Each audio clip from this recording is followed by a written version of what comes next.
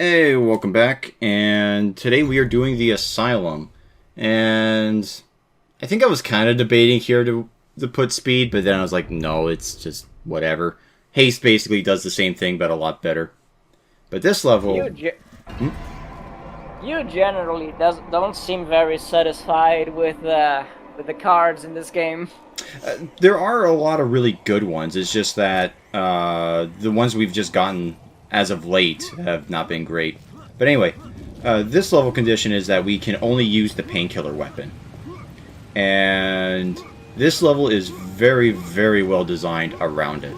So, this is the closest that this game gets to being more horror-focused, and just being able to only use the Painkiller weapon really added a lot to that. And... Are the cards you get completely random, or is there like some kind of selection from which you can get the card each time? It's always a set. So if you complete that level, you will always get that card's that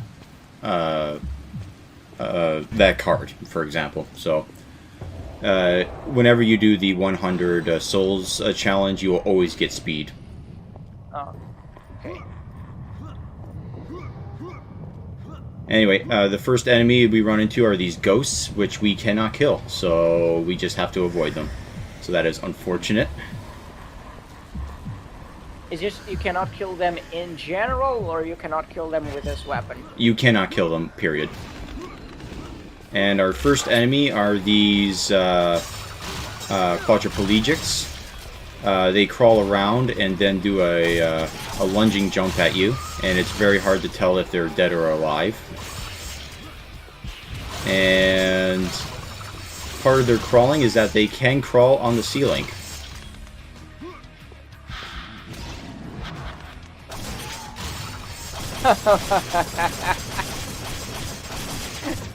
You're juggling that guy pretty hard. Yeah, this is a great level if you want to juggle.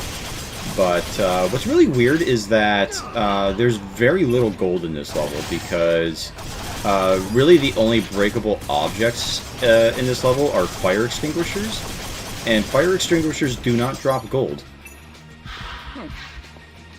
So the only gold that you can get in this game is from the holy symbols, or the holy relics, I should say.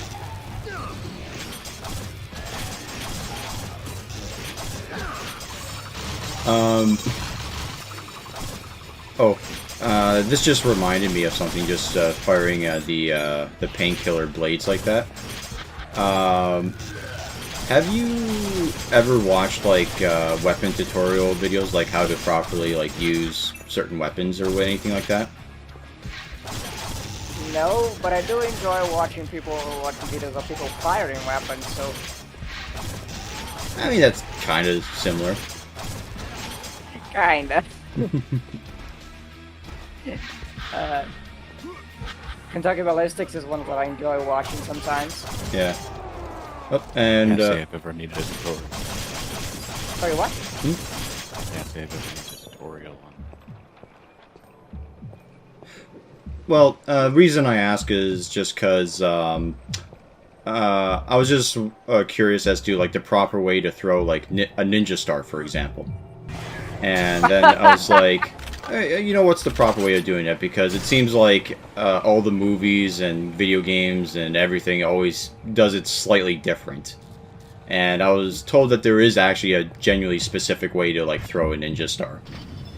And... I actually thought you were talking about firearms. No, I was talking about, like, any weapon, really, not just guns. Oh. Figured out how to throw axes and knives. Yeah, so I looked it up on YouTube once as to, like, how to throw a ninja star, and the video I saw was of this guy who looked like he runs his own dojo, and he's like, okay, so here's how you throw a ninja star. You grab it by, like, the edge, and you hold it like a stack, and you just sort of get the feel of, like, throwing it like a bit of like a frisbee kind of thing. and the target that he's throwing it at is a guy holding out a wooden sword. No, not a wooden sword. It was like a real sword. But he was aiming for the sword, so the shurikens kept bouncing off the sword and hitting the guy in the face. Granted, they were rubber shurikens, but still, it was like, Jesus Christ. Oh, at least that. At least that. And like everyone in the comment section was like, why the fuck didn't that guy just run up and just stab the guy throwing the shurikens? Just use a dummy, what the hell? Yeah, it's like you could have used fucking anything, and yet no, you had to use a guy holding a sword. Yeah, and then I found like actual tutorials as to how to throw ninja stars, and no, it is nothing like how he described it. So it's a good thing YouTube got rid of the dislike fucking button. Yeah, I don't think anyone is.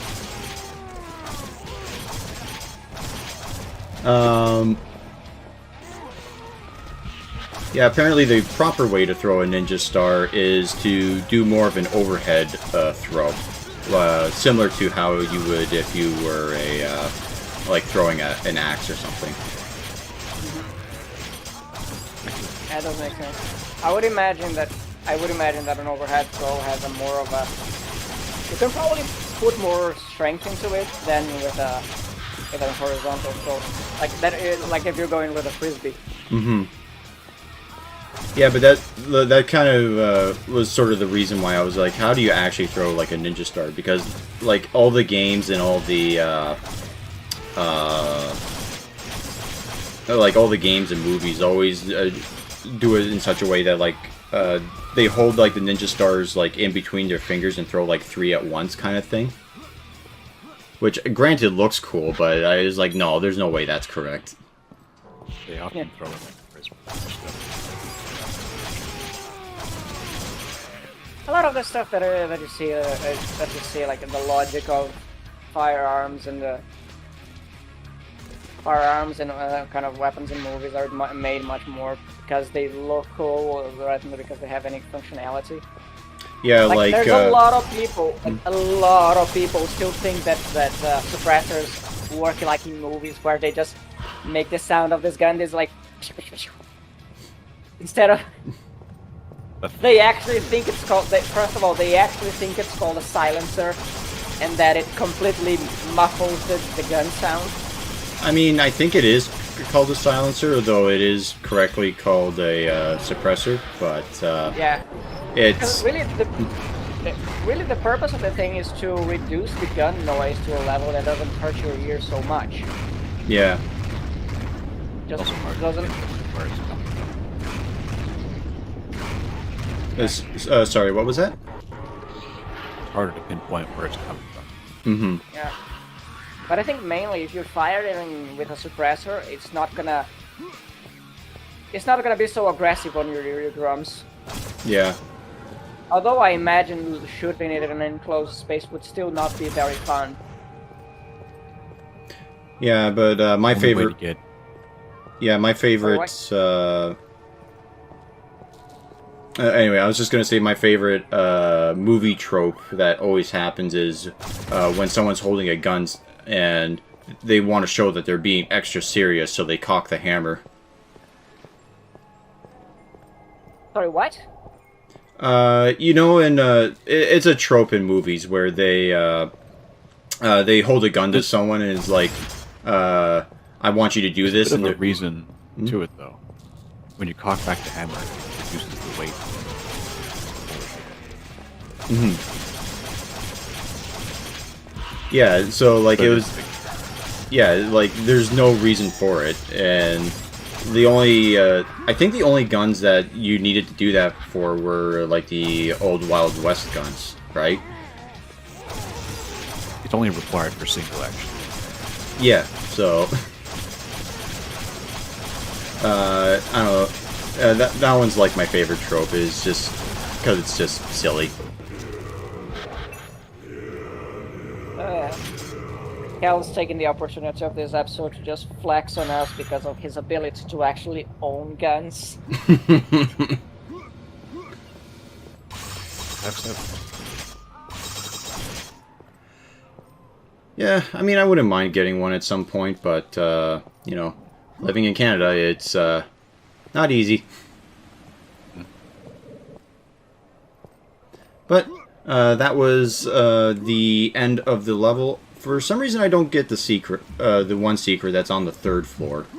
And there's also, I know there's one on the roof, but I don't know how the hell you get up there. But, You we like got... the soldier. Yeah, You anyway. like the soldier in Team Fortress 2. Anyway, so You we got bomb the yourself. Fury card, which is actually good. And next up is the Snowy Bridge. So I'll see you all then. Have a nice night. Bye-bye.